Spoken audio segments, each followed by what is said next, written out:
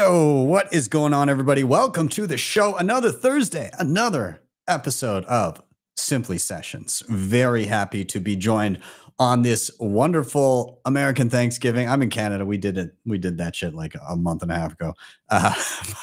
But anyways, very humbled to be joined on this special day by Nico, taking time out after family dinner to still bring you the news. I'm grateful. That's what I'm thankful for today, that he took the time to be here.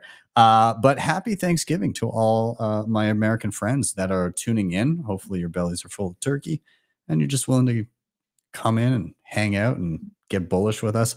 Nonetheless, of course, this is live. Anything can happen. So I defer to my friend Bill here. We'll do it live. Okay. We'll do it live. Fuck it. Do it live. I'll write it and we'll do it live. And thing sucks. If you have not already, please do like, subscribe, and share all those things. They mean a ton. They help the channel a bunch. Hit that little like button just down below the screen here. That helps a ton. Share this on whatever socials you're on. And of course, if you have not already, please do subscribe. I'm on a mission to get to 100K before the end of, not this year, but 2024. I'm giving myself about a year to get it. Can you help me get it? Let's do it. Anyways, guys, I am Ben with the BTC Sessions. This is your Simply Session.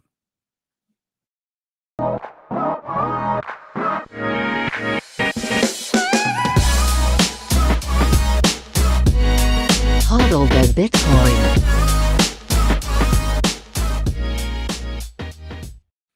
Before we bring in Nico, let's take a look at where we are in the market today. This is timechaincalendar.com, and simultaneously I'm pulling up the chat on the right-hand side of the screen. Starting from this moment forward, all of your messages and your comments are live for the world to see, for better or worse. But with that, timechangingcalendar.com, we're sitting at $37,382 per coin. A single US dollar will pick you up 2,675 sats.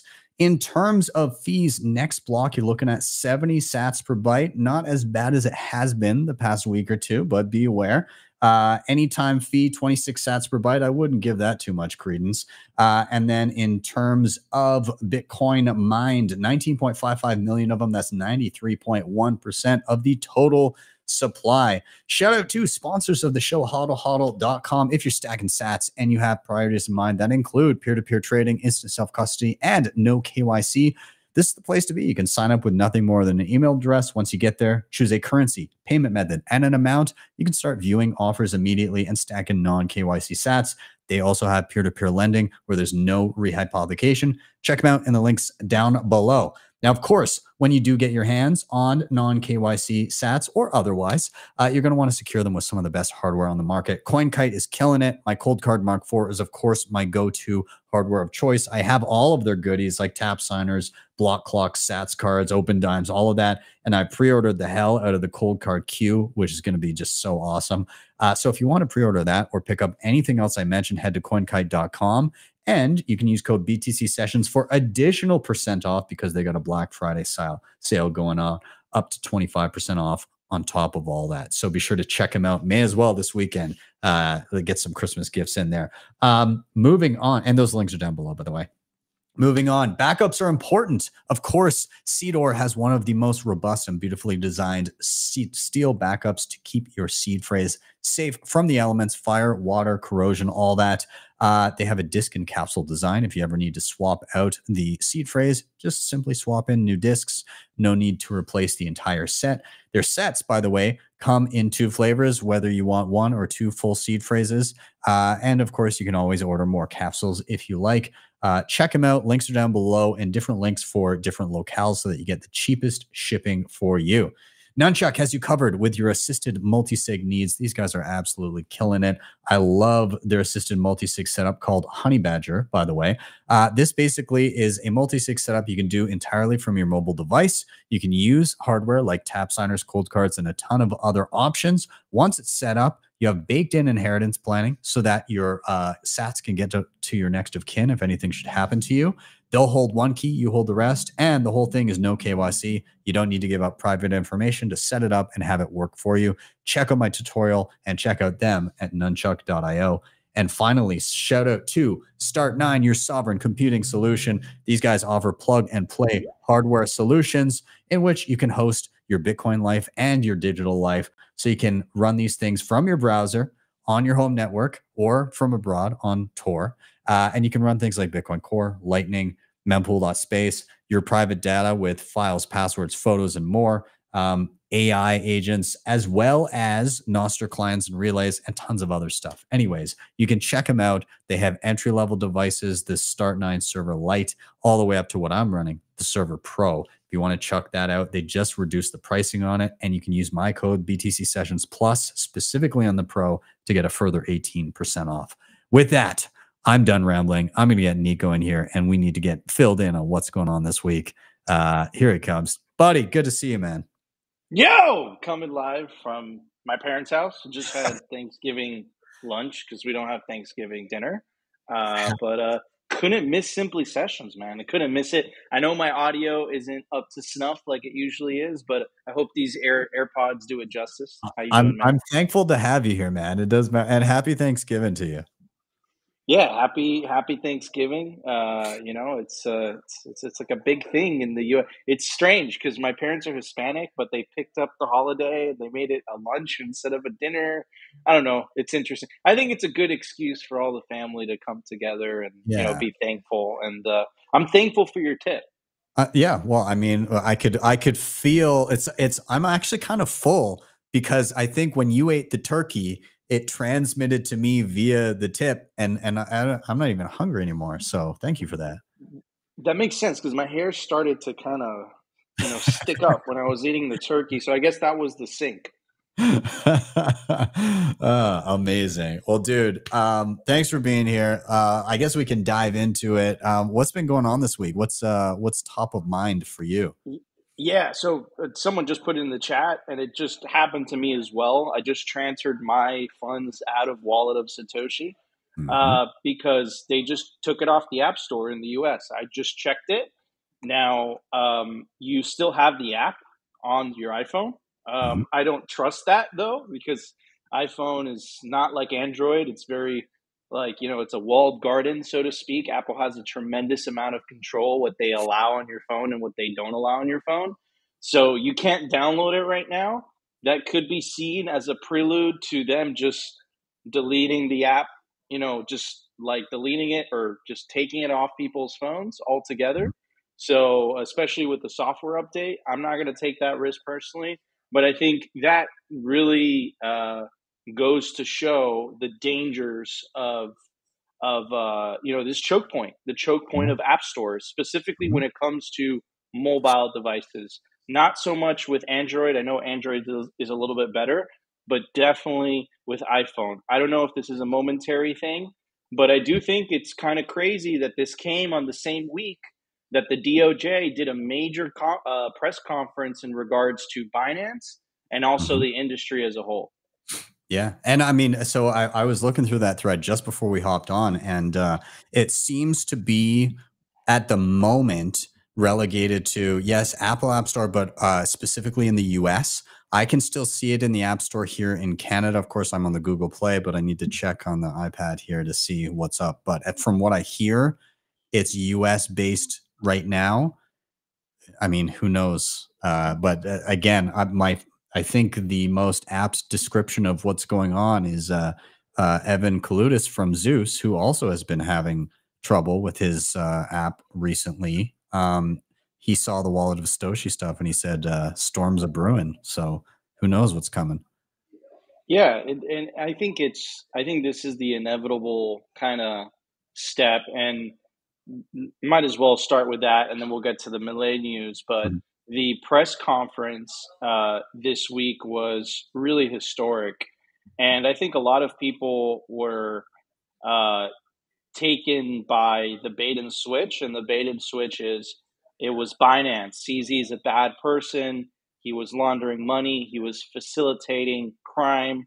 But I remember I hosted the spaces for Swan, and we live streamed the entire DOJ press conference.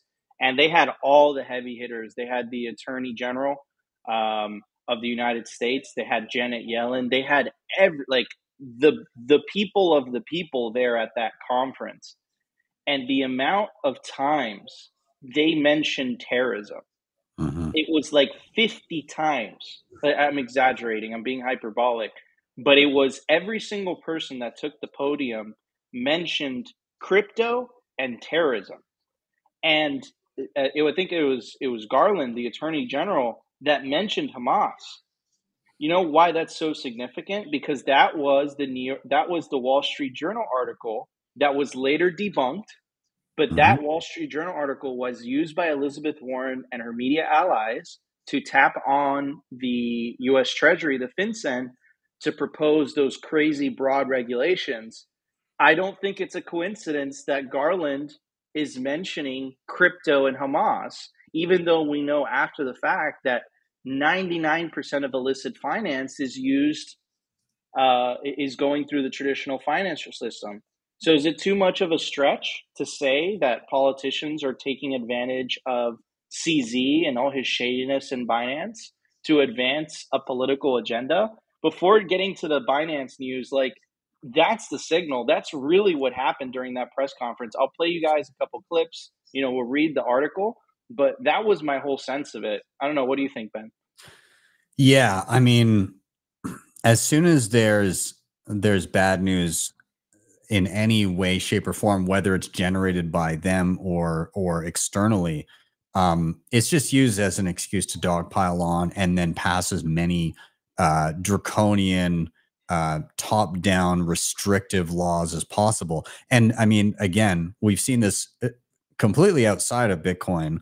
We've seen this with, again, one of the greatest examples, the Patriot Act, right? As soon as there's panic, then that's the time where you can seize more control of your populace and, let no crisis go unused, right? Yeah, let no crisis go to waste. Absolutely, 100%. And I think that's really what happened. Now, of course, the news is the SEC accuses crypto Kraken. This is the Kraken article, which also happened in the same week, I might add. But the big news is, of course, the Binance news, right? So, like, it looks like a cartel. They're all kind of standing there, and basically lecturing us about money laundering and all these things. But it's interesting because you could make the same argument that governments are responsible for that too. So here's the Wall Street Journal article. Binance founder CZ steps down, plead guilty. Largest global crypto exchange will admit wrongdoing and agree to pay $4.3 billion in fines. So it's a tremendous amount of money. Here is some clips from the press conference. This one's about 40 seconds long. Here is Merrick Garland. He is the current Attorney General of the United States. Check it out. In just the past month, the Justice Department has successfully prosecuted the CEOs of two of the world's largest cryptocurrency exchanges in two separate criminal cases. The message here should be clear. Using new technology to break the law does not make you a disruptor. It makes you a criminal. This Justice Department has no tolerance for crimes that threaten our economic institutions and undermine public trust in the fairness of those institutions. And we will hold accountable the individuals who commit and profit from them. So, like, on the surface, again, it sounds so, like, kind of innocent and oh, this is all good and dandy. But at the same time, someone like you, Ben, freedom fighter, what you lived through, with the Canadian truckers protest, when the government gives you this type of speech and this type of grandstanding, while they're essentially printing, millions of dollars, if billions of dollars, trillions of dollars out of nothing, in the process devaluing everyone else's wealth, it's very hard for me to take what they have to say seriously in these types of things. And then here is Janet Yellen, again, U.S. Treasury Secretary. Also, she was the head of the Fed as well. Let's check out what she has to say. Nope, I don't think it's playing. Virtual currency industry more broadly, today and for the future. If virtual currency exchanges and financial technology firms wish to realize the tremendous benefits of being part of the U.S. financial system and serving U.S. customers, they must play by the rules. And if they do not, the U.S. government will take action. Today's announcement shows the Treasury is prepared to use all of its tools to carry out its crucial mandate of combating illicit finance and protecting the U.S. financial system. And this will make all of us safer. And okay, fine. So I started kind of, and I was really struck when I heard that conference, that press conference initially. The thing that I picked up from it, again, we've been covering this for weeks on Simply Sessions. It's how many times they brought up Hamas, how many times they mentioned terrorism, how much they brought up crime. But I wasn't the only one to notice this as well. Legendary Marty Bent, TFTC. He says it. This is a tweet. Pure projection. The U.S. government is the biggest perpetrator of financial crimes on the planet. He goes on to say, as I am sure most of you are aware by now, earlier today, the Treasury Department and the Department of Justice announced that they have reached a plea agreement with Binance and its CEO, CZ, for breaking anti-money laundering laws brought forth by the CFTC, purportedly helping Hamas finance their operations via the exchange. The plea deal entails that CZ pays a $50 million fine personally to the CFTC, and Binance pays more than $4.3 billion in fines, the largest fine ever levied by the Justice Department on a single corporate entity. When you take a step back and survey the field, the move makes sense and is a win-win for all parties involved. The market is eagerly waiting the approval of the spot Bitcoin ETFs that have filed and are sitting on the desk of the SEC. The SEC's comments to date have been clear that the biggest worry at the moment is, quote, offshore exchanges manipulating the price of Bitcoin. Binance is the largest exchange in the world and has successfully operated outside the purview of the United States government until today. With this plea agreement, the offshore price manipulation problem is solved. CZ is able to get away with a relative slap on the wrist. The Treasury and Department of Justice are able to LARP about how they're protecting consumers at the end of the day. The result of all this will be the spot Bitcoin ETF getting the green light, regulatory enforcement precedent that will be used to pressure companies in the space to make the experience of the users much worse, and he getting a clean exit backstage where he will likely operate Binance from the shadows and reap the massive benefits that come with the next bull run without spending the rest of his life locked in. This is a classic misdirection move that comes with the corrupt pay-to-play mechanisms that have become all too common in our fiat-denominated world. The Department of Justice don't actually care about protecting consumers. Care about is the perception of actually doing something beneficial by, quote, taking care of Binance. Nothing makes this clearer than the fact that they have focused in on terrorist financing as the activity preventing. If the Treasury Department and the Department of Justice truly cared about the end consumer, they would have lambasted leading their users to financial slaughter by incentivizing them to burn their hard-earned money on altcoin speculation. The focus on terrorist pretend that Bitcoin and other cryptocurrencies are the medium of exchange of choice for terrorists, which will enable them to single out and scrutinize the industry even more moving forward. I'll add to what Marty Ben is saying. I think the reason that they're mentioning that, Ben, is because I think that they're going to go after self-custody altogether. I think that is their ultimate end goal. What's your take? Yeah, I mean, it's a given that there's going to be people that want to go after self-custody, and that a bunch of them are going to be in government. I think you've also got a cohort of people within government because Bitcoin has its tendrils everywhere. So you've now luckily have a cohort of government that also will fight that, luckily, just because of the incentives. And there are people that recognize the idea of Bitcoin as an opt-out from the system.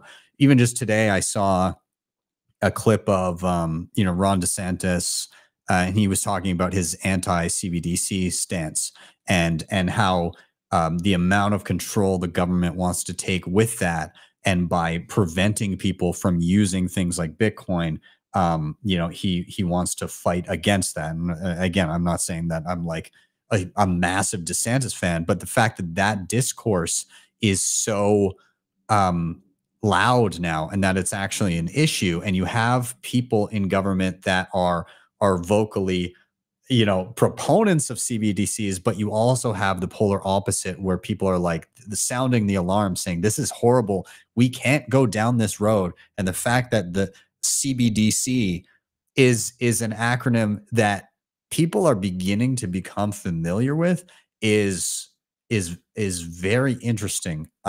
So yeah, are they coming for your self custody? Are they coming for your coins? Absolutely. But there's also a cohort of people that are going to fight it. And that includes us. That includes everybody that's watching right now. And that includes even a good group of people within governments and in positions of power that also don't want to see this happen. 100%. I agree with that statement, and I think they're really in a fight against time. Yeah. Because I think that the sooner they crack down on the quote unquote escape valve, like Christine Lagarde, the higher the probability of it succeeding, because the amount of people actively supporting Bitcoin, holding Bitcoin is lower.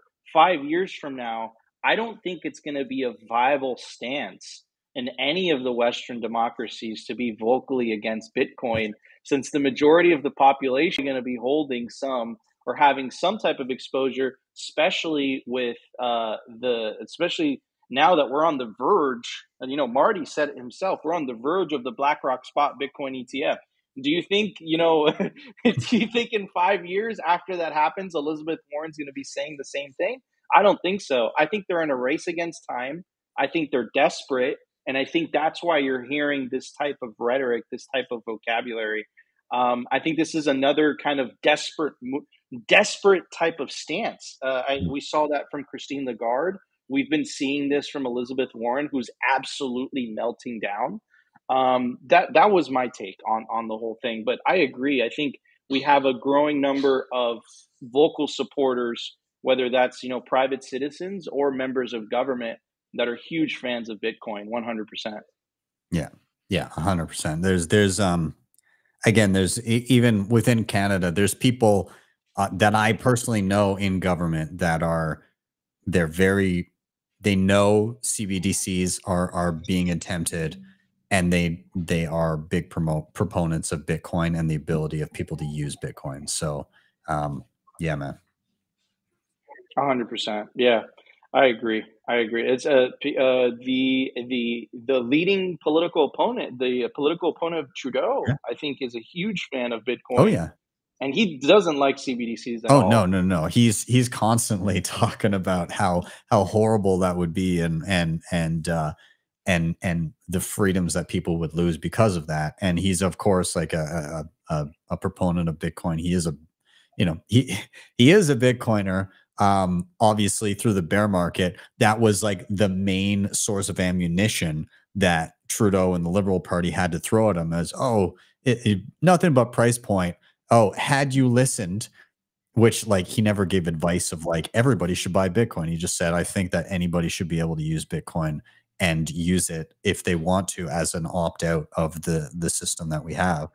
But anyways, it was used as fodder to try and be a detractor and like in a bear market, those things work. And so he's kind of been quiet about it, but he's definitely not strayed from being a fan of Bitcoin.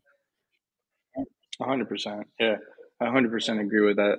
It's exciting times, and also in the U.S. too. You have candidates as well. You have RFK Jr.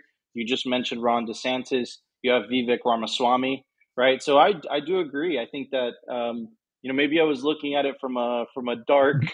I'm just so used to being attacked all the time, but you're right. There's definitely definitely hope on the horizon for sure. Yeah, I think so. So in other news, speaking of hope, speaking of unexpected turns, this is crazy. Javier Milei unexpectedly won the presidency in Argentina for the first time in world history. You have a libertarian, not a conservative, not a far right winger like everyone kind of labels him, or, you know, a center person. You have a libertarian candidate who believes in Austrian economics. He was just elected the president of a G20 country that just won the World Cup. It's a country of 45 million people, and he won the vote by more than 10%. Now, this guy, you know, whatever you think of him, let's just say he has some interesting opinions, and I think he's over the target. The legacy corporate media is losing their minds. Here is the New York Times. Argentina elects Javier Milei in victory for the far right. Argentina's next president is a libertarian economist whose brash style and embrace of conspiracy theories has parallels with Donald J. Trump. It's always the Trump comparison. Like, why? What the hell? What this is? If you could search anybody that's not left leaning, like to the extreme, you would find far right and the Trump playbook throughout every article. It's like the only thing they have to throw, and it's completely inaccurate when you're saying libertarian. Trump is not at all libertarian. But they all put it, it's all like one, like in one little camp, you know? It's like, if you're right of us, you're a fascist. Yeah, like I love the comment here, far right libertarian, in quotes with a big bomb. Yeah, exactly. How stupid. But again, like the public doesn't know what these terms even mean. There's no definition for them in their minds. They just hear things and they're like, this is the label that I can say because I think I don't like it. Yeah, exactly. And it's just like, and then I was like jokingly saying it too. I tweeted something out and I said, guys, now we have the political playbook. If a country has 143% inflation, now we know that a libertarian candidate can be elected. That's all we need. So, and it wasn't only the New York Times, it was also the Guardian. Who is Javier Milei? Argentina's new far-right president, El Loco, takes the stage. El Loco literally means the crazy one in Spanish. So as you could tell, they're not quite excited about this guy. But anyways, I'm not kidding. This is 100% real. This is a throwback to 2001, where now President Javier Milei, he gets sworn into office December 10th. As captain and cap, striking down Argentina's central bank with Thor's hammer. I'm dead serious. This is 100% real. This actually happened, and this guy was just elected president. Let's check it out.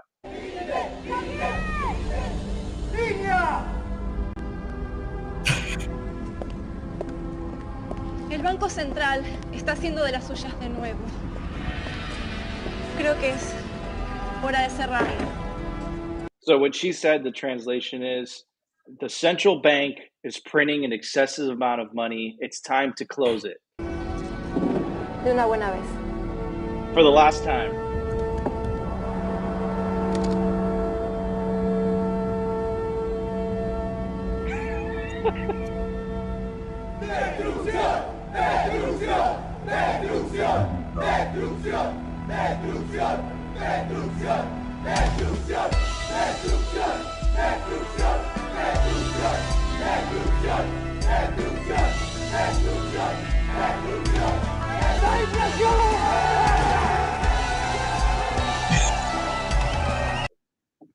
So when he's destroying the bank, he's literally screaming, fuck inflation. When he's hitting the plastic central bank. So, I mean, like, bro, if I would have told you this, you know, I think if I ever met Satoshi and I would have told him this would happen, you know, 15, 16 years after he invented Bitcoin, I think he would have had a tear come down his eye. You know, because this is insane. This is crazy. Yeah, I mean, and the hilarious thing about it, and actually the more interesting thing about it is again, like, number one, you know, never put faith in a politician.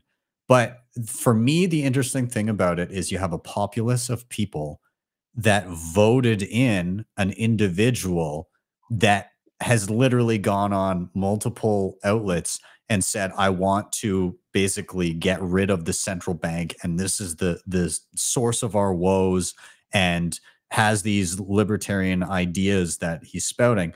You've got a populace that's been so screwed by these centralized entities that they were like, yeah, I mean, this guy sounds good. Let's go with him. And whether or not he acts on it and does all of the things that he promises, to me is immaterial. It's more that you have a populace that heard those ideas and said, yes, we'll take that, please. 100%. And I'm really glad that you brought that up, because essentially, we always talk about this concept on Simply Sessions, the Overton window. So the acceptable window of discourse has shifted to the point where it would have been seen as unthinkable, radical, even, to introduce the policies that Javier Milei is saying. He's literally like making fun of, ridiculing the idea of central banking. And the people of Argentina were so desperate that became popular. And it has a shot at actually becoming policy, because people are suffering so much. The system has failed them so much that they were just like, this doesn't work out. Now, I think you had a really good comment in terms of him being a politician, and some Bitcoiners had some really good takes on this. So here's, of course, the one and the only legendary Jimmy Song. And he says, I have no idea if Milei will live up to his promises, but he does prove that the promises he's making, eliminating the central bank, severely reducing government, and not going along with the World Economic Forum agenda, is what people want. Here is Hodlnaut, the space cat, and he says, and he's responding to Hodl Magoo. Hodl Magoo said, another politician has been elected that won't solve any of your problems.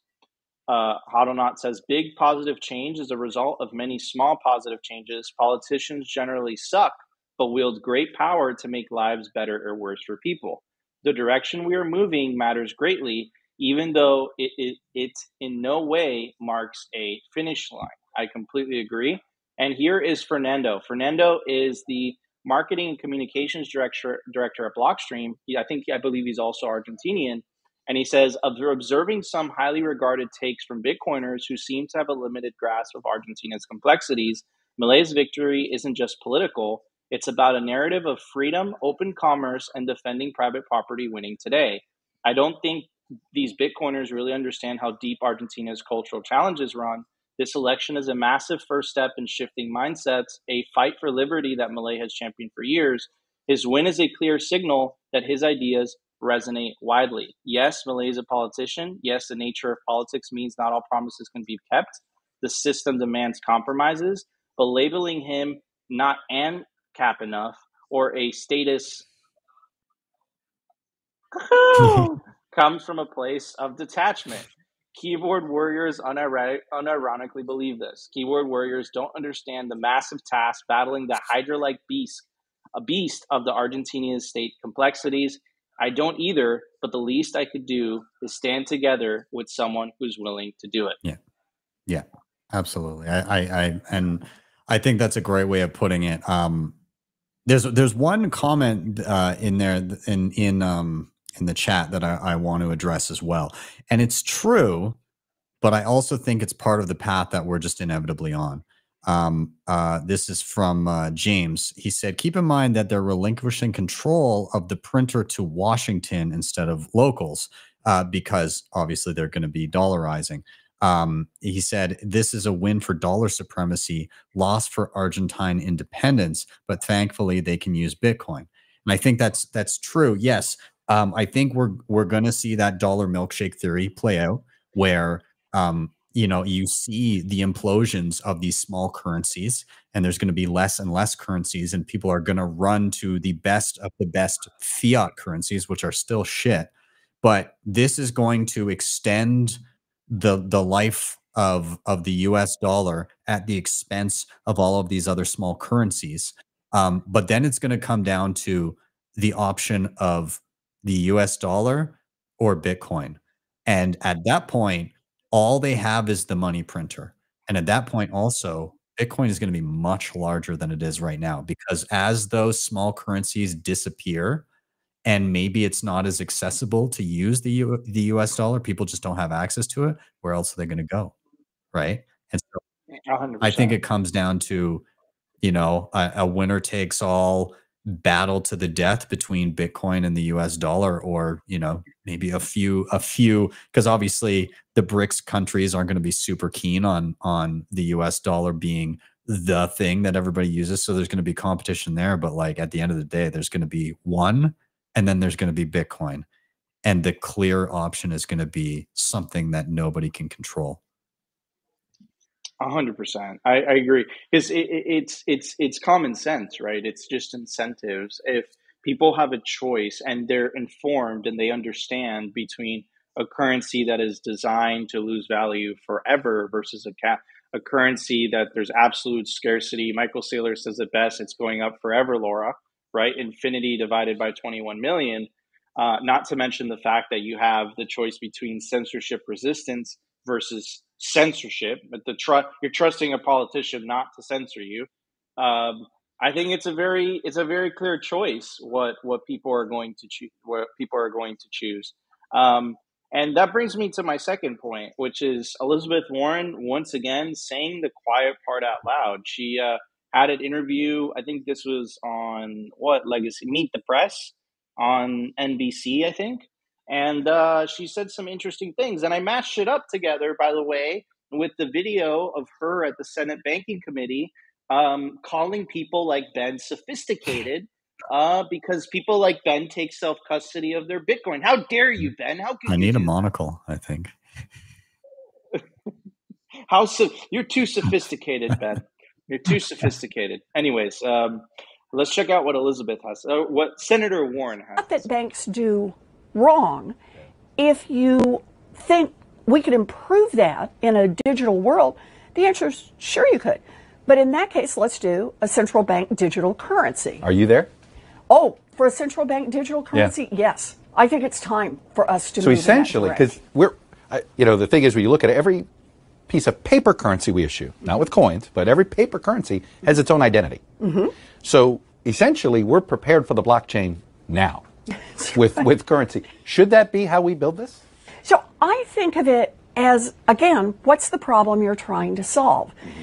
And if the problem you're trying to solve is fast, almost frictionless ability to send money across the country, do it rapidly, send it around the world, be able to send it to your cousins in Argentina.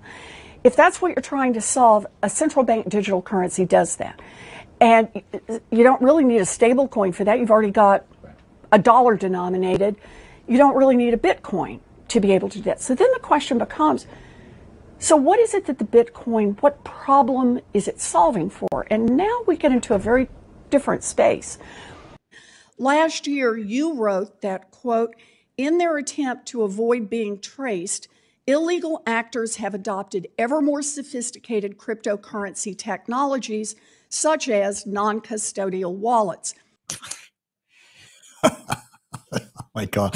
It makes my blood boil listening to her talk, man. I can't and the whole time I'm just seething listening and looking at her big, stupid face. Like dude, I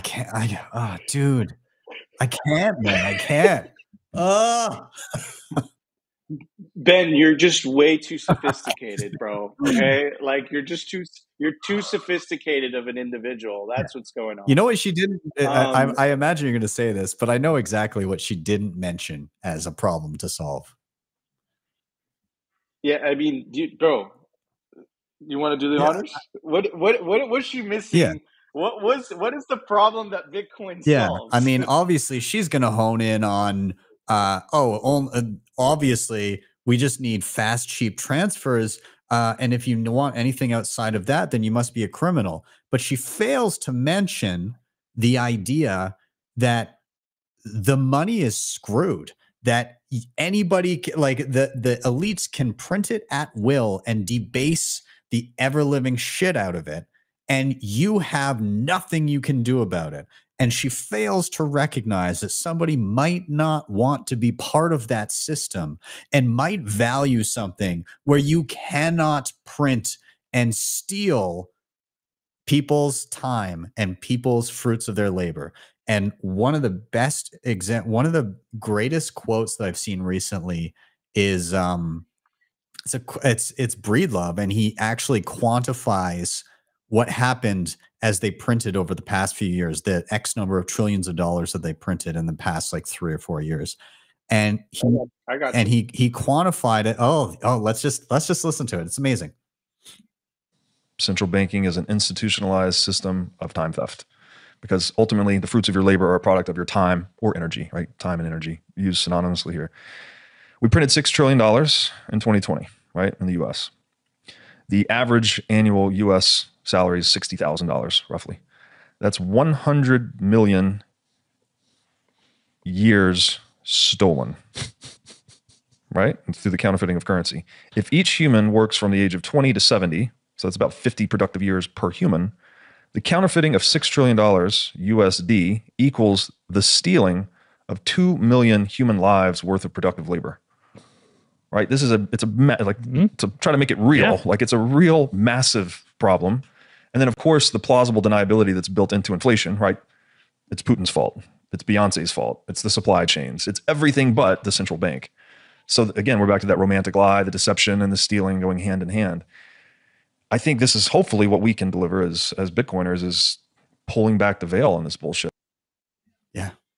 What a quote, though. Like, this is the kind of shit that people that aren't Bitcoiners send you and say, holy crap, right? That being able to distill it down to something like that. You just, at the flick of a switch, you stole 2 million human lives worth of productivity. That's a huge statement. Yeah, and that's what she is omitting. That is what she's omitting. That is what Justin Trudeau is gaslighting us on. That is what Joe Biden is gaslighting us on when they literally say government isn't. That's hilarious. Inflation. Remember he made a joke about that, right? So they're lying about it. They're omitting it, even though they are the ones responsible for this absolute economic disaster, especially if you're under the age of, if you're under the age of 35, try affording a home. It's almost impossible. You're priced out, right? And this is all the consequence of money printing. And here's Jeff Booth, and the way that he reacted to this video was perfect. He said the problem she's trying to solve is, how can I continue to extract wealth from the population through manipulated money? From that point of view, her solution is sound. But for you, it's slavery, right? And I said exactly what you said. I said the problem that Bitcoin solves is protecting individuals from currency debasement, Senator Warren. I bet you don't have an answer to that. Mm-hmm. So yeah, it's absolutely disgusting. But this is why it's up to us, sophisticated individuals, to really shine a light of truth on it, because I just don't think they have a good response. Like, I think because you see them avoid the thing. Like, it's like CBDC's more efficient payments. It's like, but what about inflation? And they're just deer in the headlights. They don't have a good response to it, because it's like, why are you stealing from me? What is the justification? I didn't agree to it. Why does my money need to be taxed me too? So, yeah. Anyways, that's my take. It's unbelievable. And hey, I'm just thankful that I've got friends like you that are willing to fight this fight alongside me. And I'm thankful that we've got a ton of people in the chat and watching this show right now that are also going to take up the cause. So even though it's not Canadian Thanksgiving, I'm thankful for all of you. And thanks for being here today, man. And for you too, and of course all the viewers. Have an amazing night, amazing weekends, guys. Nico signing off. This was see you later, Ben. Later, buddy. Good to see you. Awesome, everybody. Don't go anywhere yet. We got a few things to cover just in the tech updates before we move on. So I just wanted to jump into a couple quick things here. Of course. So some things that we didn't get to touch on really quick. I want to couple things. So there's somebody that mined Bitcoin Bitcoin block, and somebody fat fingered a Bitcoin transaction fee that was $3.1 million. So that's unfortunate. It was mined by Antpool. And yeah, so anyways, this is historically set the precedent. It is the highest fiat denominated mining fee ever paid. I'm not sure the state of it yet. I wouldn't be surprised if there was an effort to refund that to the person, but if not, congratulations to Antpool. And so sorry that happened to whoever did it. In and around the realm of fees, Nicholas Berti, who was on the show this past week, he's with Blink. Anyways, they just rolled out an update for Blink Wallet, and so this came about because he was sitting beside a person. This was like a couple of weeks ago. Somebody was paying an invoice. They scanned it. They had a $5 expense, and they paid a $25 on-chain fee because they didn't realize the QR code they scanned wasn't a Lightning QR code, and there was no warning in the wallet. Hey, like your fee is like 5 times what you're spending here. And so, number one, he said we should have Lightning by default, but if your fee is exorbitant, you should get a warning. So they rolled that out for Blink, high fee alert, blah, blah, blah. If there's a huge fee, I think that's a good thing to have in any wallet so that you're cognizant about being efficient of how you use Bitcoin. And I think this should be, again, every wallet should have something like this by default. Let's move on here. F2 pool. And I want to touch on just quickly, there's 2 parts to this. It looks like they were filtering OFAC sanctioned transactions. And so this is an example, again, of miners trying to filter out transactions and prevent them from hitting the mempool, at least on their own mempool. And so this was the RSS feed of Mining Pool Observer recently reported that 6 OFAC sanctioned transactions were missing from blocks. One of them didn't propagate to the pool yet. Another was displaced by other transactions. However, the other 4 transactions were likely filtered by F2 pool. We had a confirmation of this from somebody from F2 pool saying, why shouldn't I be able to do this? However, the backlash resulted in F2 pool disabling transaction filtering patch for now. After a series of erratic posts, F2 Pool's co-founder Chun admitted that F2 Pool had been involved in transaction censoring and stated that the filtering patch has been disabled for now. And yeah, so this was the original reply. Why do you feel surprised when I refuse to confirm transactions for those criminals, dictators, and terrorists? I have every right not to confirm any transaction from Vladimir Putin and Xi Jinping, don't I? Meanwhile, CZ is selling his soul for money he deserves. Yeah, anyway, so I guess the pushback has been quite a bit, probably also partly financial. If you're mining with F2 pool and you don't like this, maybe it's time to switch mining pools. So go about that as you see fit, but I just thought you guys should know. And in that realm, Bitcoin Mechanic dropped an article a couple days ago called "Are Mining Pools Becoming a Problem?" I think obviously with that news, yes, but worth a read over on Bitcoin Magazine. I'm not going to dive into the meat of it, but go check that out. It is enlightening. Moving on beyond that, Kindo.io. This is for Nostr. The concept of migrating compromised Nostr keys. This is kind of cool. And so this is a Nostr improvement protocol, a proposal rather.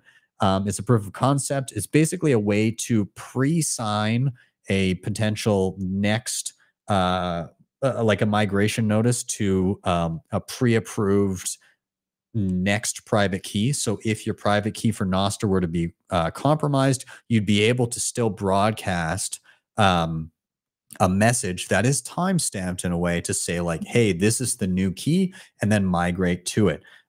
So kind of cool. Obviously, one of the big challenges with Nostr is, you have your identity tied to a private key, and if that gets compromised, somebody can say anything on your behalf, and you may not have an easy way to say like, oh, I'm the real person saying it, I'm not, because if you both have the same key, How do you differentiate? And how do you say what the new key is? And how do people verify that? So anyways, kind of cool. Very excited to see stuff like that. I am interested in this wallet, but as I read about it, I'm kind of curious as well. I feel like we could do better in some aspects, but nonetheless, Nayuta wallet, I haven't tried it yet, but they have a new release for Android and iOS. It is a mobile Lightning wallet, automatic channel management with an LSP. That's fantastic. It's self-custody, all that good stuff. The one thing that I was like, I think we could vastly improve on this says, notice on the synchronization screen, our app requires blockchain synchronization before the wallet can be used. It is expected to take several minutes to an hour immediately after the wallet is created or when the app is launched after some time has elapsed to notify you of this. We have made it possible to display the notice, blah, blah, blah. Anyways, I feel like that is, you know, I'm hoping that can be majorly improved upon. Obviously, when I use something like Phoenix, there's a little bit of synchronization, but it takes like a few seconds or something like that. I do notice it's a little bit slower with something like Breeze, but definitely not an hour. And maybe that's dependent on the hardware of the device you're using. But either way, yeah, let's hope that there's solutions for that. But it is good to see more self-custodial, independent, self-sovereign Lightning wallets hitting the app stores.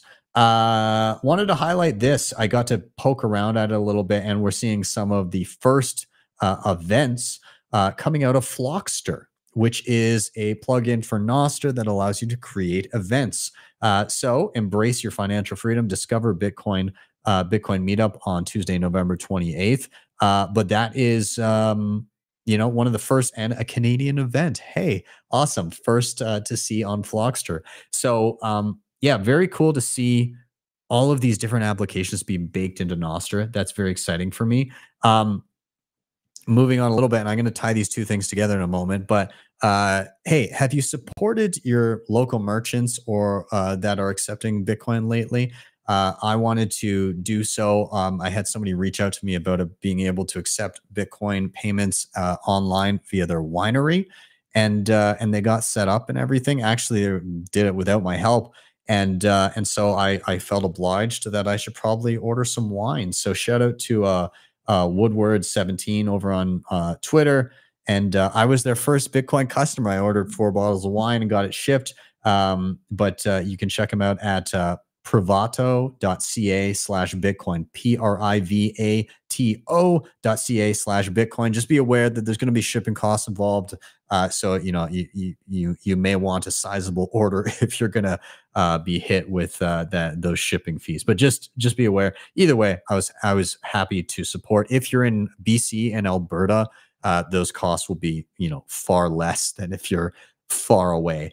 This guy's in BC, just so you know. And so in terms of events and supporting your local merchants, this is where I wanted to go with this.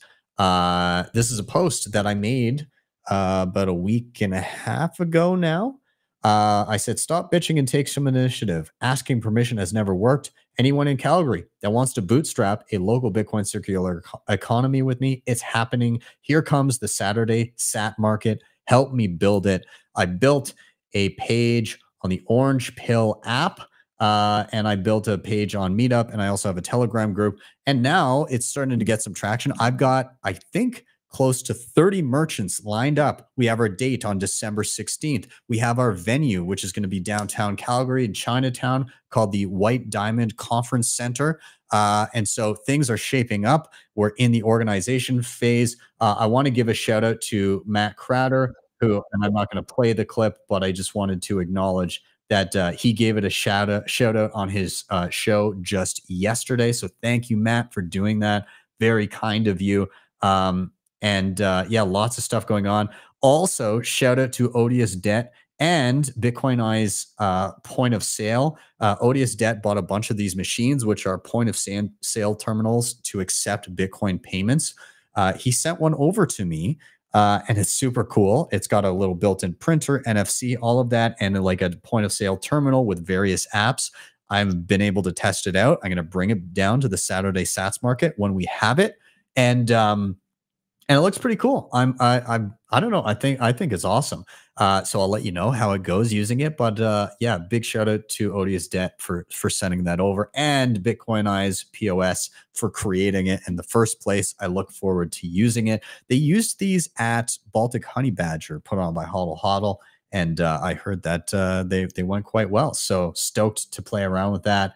Now, if you want to help out with this, please do spread the word. I don't care if you're not here, if you can't be here, but getting the word out that this is happening in any capacity and having content created around it, any sort of articles, anything referring to it, any tweets, any people redirecting to the links to create buzz, this helps me get also local news outlets interested in covering this as well. And I want this to be a success. I want it to not just be the local Bitcoiners, but I want it to be the Bitcoin curious, because the idea here is we're going to have every merchant able to accept Bitcoin, but also able to accept cash.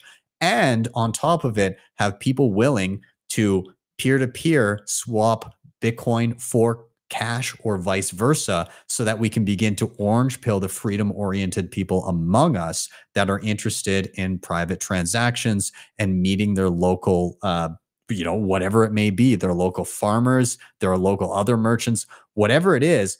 I want people to go peer-to-peer, because how do you prevent people from telling you no? By knowing the people in your community, by interacting with them, by creating relationships. So please, please spread the word, reach out to me. I want people to be there. I want people to hear about it. You can find this event on Orange Pill app. If you are not yet on Orange Pill app, there is a meetup page for it as well, Saturday Sat Market. Send that to anybody in the area that you know. Please do. And just share the idea around with people so that more and more people become privy to it. And then in either of those groups, you'll see links for the Telegram group. And please, if you're going to be in the area, then join that. Or if you want to be a merchant or be a part of it and somehow, you can join the Telegram group. Otherwise, just sharing and making it, making people aware is a huge help. Anyways, enough of my rambling, guys. I'm going to round out here. Thank you so much for being here. I really do appreciate you guys. Thank you for being a part of this show every single week and being here on Thanksgiving. I'm very thankful for you guys. Of course, if you want to help the show in another way, you can subscribe, share. All of those things help a ton. Hit that little like button just down below. Share this on whatever socials you may have, including the event. And if you have not already, subscribe. I am on that war path to 100K. I'm giving myself just over a year to do it. So let's get there. Let's do it. And then lastly, if you need any help, if you need any one-on-one stuff, of course, I have a plethora, 8 years almost worth of free online tutorials. And that's great. And you should educate yourself there. But if you find they're not enough, if you need some hand holding, some one-on-one time with me, you can book me for one-on-ones on my website. There's a QR code on the screen right now. You can scan that. It'll take you right there and you can book it there. If you're listening to this audio only on the pod afterwards, my website is simply btcsessions.ca. And you can find the same thing there. Anyways, guys, with that, I am out. Have yourselves a wonderful Thanksgiving day or evening, wherever you may be. And I'll see you guys next time for your daily session.